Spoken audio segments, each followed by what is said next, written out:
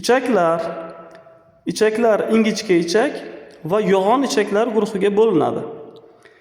Ingichka ichak, intestinum tenue.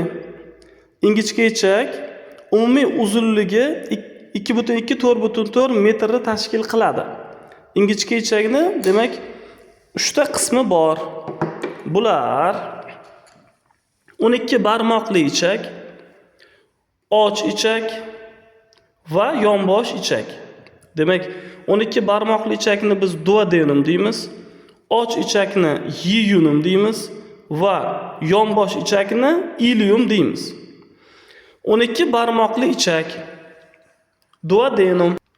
12 barmoqli ichakni 4 ta qismi bor. Demak, yuqorigi qismi pars superior, pastga tushuvchi qismi pars descendens va gorizontal qismi pars horizontalis va ko'tariluvchi qismi pars ascendens. 12 barmoqli ichakni 4 ta qismini oralig'ida 3 ta burilish burchaklari bor. Birinchi burilish burchagi flexura duodenum superior. Bu yuqorigi hamda pastga tushuvchi qismlarining oralig'ida bo'ladi.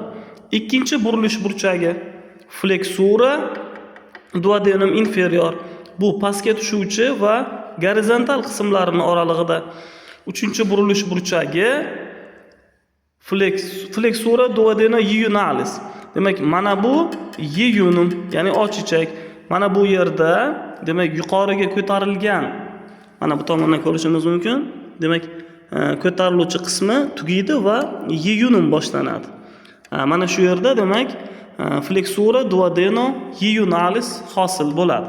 12 barmoqli ichakni shilliq qavatida mana demak biz ko'rishimiz mumkin ikkita teshikni. Bular papilla duodenum majoris, papilla duodenum minoris. 12 barmoqli ichakning katta va kichkina so'rg'ichlari. 12 barmoqli ichakning katta so'rg'ichiga demak medosti bezining asosiy nayi quyiladi. 12 barmoqli ichakning kichkina so'rg'ichiga medosti bezining qo'shimcha nayi quyiladi.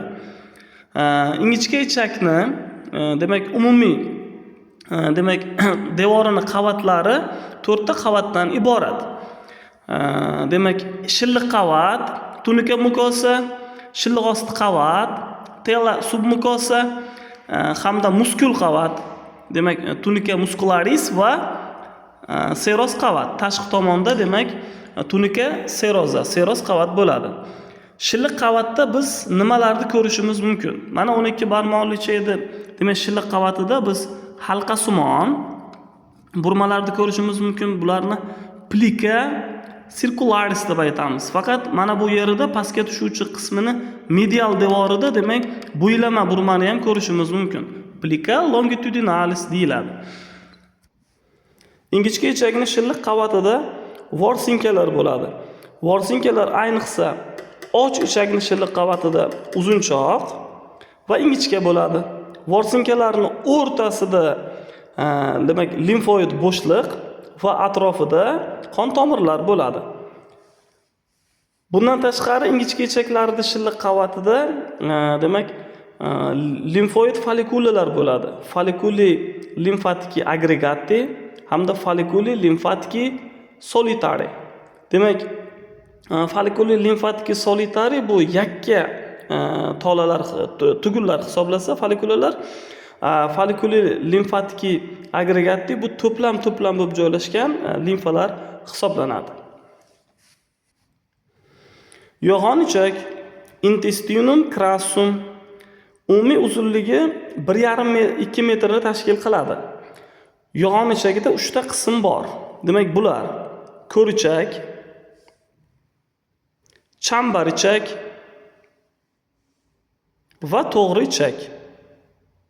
Demak, ko'richakni biz tsekum deymiz. Chambar ichak demak bir qancha qismlarga bo'linadi. Bulardan colon ascendens ko'tariluvchi, colon transversum ko'ndalang chambar ichak, colon descendens tushuvchi chambar ichak va colon sigmoide sigmasimon yoki S-simon chambar ichak. To'g'ri ichakni biz rektum deymiz. Endi ingichka va yo'g'on ichak orasida mana birikish. Demak, ingichka ichakning oxirgi qismi bu ilium. Ilium demak, eslatib o'taman, ingichka ichakning oxirgi qismi bo'lib, qorin bo'shlig'ini o'ng pastki tomonida joylashadi. Ingichka ichakning undan oldingi qismi yeyunum bo'lsa, qorin bo'shlig'ini chap yuqorigi tomonida joylashadi. Demak, yeyunumdan keyin ilium boshlanadi va ilium tugashi bilan yo'g'on ichak boshlanadi. Yo'g'on ichakning demak birinchi qismi bu ko'richak. Demak, yonbosh ichak bilan ko'richak mana bu yerda ileotsekal qopqoq orqali birlashadi. Ileotsekal qopqoqni biz valva ileotsekalis deymiz. Mana bu yerda uni teshigini ko'rishimiz mumkin. Ostium valva ileotsekalis deyiladi. Uning bevosita ko'richakning narigi devoriga qarab ketgan mana yuganchasi ham bo'ladi. Frenulum valva ileotsekalis deyiladi. Qopqoq shunday tuzilganki, voronkaga o'xshash. Ya'ni yonbosh ichak tarafi keng, demak yo'g'on ichak tomoni, ya'ni ko'richakka qaragan tomoni tor. Ya'ni o'sha parchalangan ovqat massasi faqat bitta tomonga harakat qiladi. Orqaga harakat qila olmaydi, chunki qopqoqlar yopilib qoladi. Ko'richakda shuningdek chuvalchangsimon o'simtani ko'rishimiz mumkin. Chuvalchangsimon o'simtani appendix vermiformis deymiz. Chuvalchangsimon o'simtani mana bu yerda teshigi bo'ladi. Ostium appendix vermiformis deyiladi. Yo'g'on ichakni ikkita burilish burchagi bor. Demak, birinchi burilish burchagi yo'g'on ichakni o'ng burilish burchagi, ikkinchi burilish burchagi yo'g'on ichakni chap burilish burchagi. Demak, yo'g'on ichakni burilish burchaklarini ikkalasi ham chambarichak qismida bo'ladi. Shuning uchun ham bu burilish burchaklar demak chambarichak demak nomi bilan bog'liq. Ya'ni flexura coli dextra demak o'ng chambarichak va flexura coli sinistra chap chambarichak burilish burchaklari deyiladi. Yo'g'on ichakning devorida biz 3 ta tasmani ko'rishimiz mumkin. Erkin tasma, tenia libera, charvi tasmasi, tenia omentalis va ichak tutquchining tasmasi, tenia mesokolika. Tasmalar endi bu yerda yo'g'on ichakni devorini 3 ta tomondan bo'ylamasiga demak tortilgan bo'ladi. Yo'g'on ichakni umumiy diametri keng, tasmalarning uzunligi kalta bo'lganligi uchun ham har ikkita tasmani orasidan mana bunday pufaklar bo'rtib chiqadi va bu pufaklarni biz gaustrik coli deymiz. Gaustrik coli demak bu chambarichak pufaklari, pufaksimon hosilalari hisoblanadi. Yo'g'on ichakda ayniqsa charvi tasmasini hamda erkin tasmani atrofida mana bunday charvi yog' o'simtalari yoki charvi o'simtalari deymiz bo'ladi. Demak, yog' o'simtalarini appendix epiploika deb aytamiz. Demak, eslatib o'taman, charvi o'simtalari asosan demak charvi tasmasini va erkin tasmani atrofida ko'proq bo'ladi. Yo'g'on ichakning oxirgi qismi bu to'g'ri ichak hisoblanadi. Yo'g'on ichakning oxirgi qismi demak bo'lgan to'g'ri ichakni biz demak ko'rib chiqamiz. Rektum deymiz to'g'ri ichakni. To'g'ri ichakni boshlanish sohasi demak 3-dumg'aza suyagi sathida bo'lib, uni tugash sohasi oraliq sohada demak joylashadi. Demak 3-dumg'azadan oraliq sohagacha perineum deymiz, oraliq sohagacha davom etadi. Demak, endi uni orqa tarafida dumg'aza va dum umurtqalari, oldingi tarafida erkaklarda qovuq,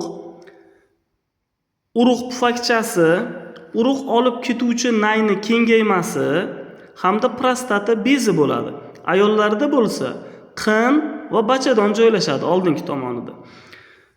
Yo'g'on ichakni o'sha oxirgi qismi bo'lgan to'g'ri ichakni mana shilliq qavatida demak 3 ta burmani ko'rishimiz mumkin.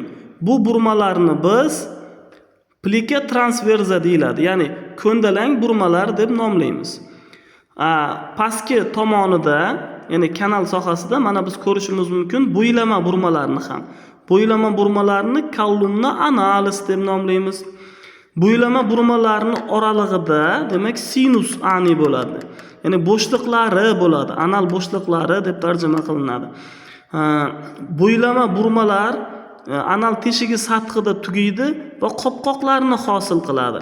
Bu qopqoqlarni biz valvula analis deymiz. Anal teshigi sathida, demak, mana bu yerda ko'rishimiz mumkin liniya anorektani. Demak, to'g'ri ichakni aynan anal teshigi sathida 3 ta muskuli bor. Demak, mana bu muskulni biz musculus sphincter ani interna deymiz. Ya'ni ichki qisuvchi muskul deymiz.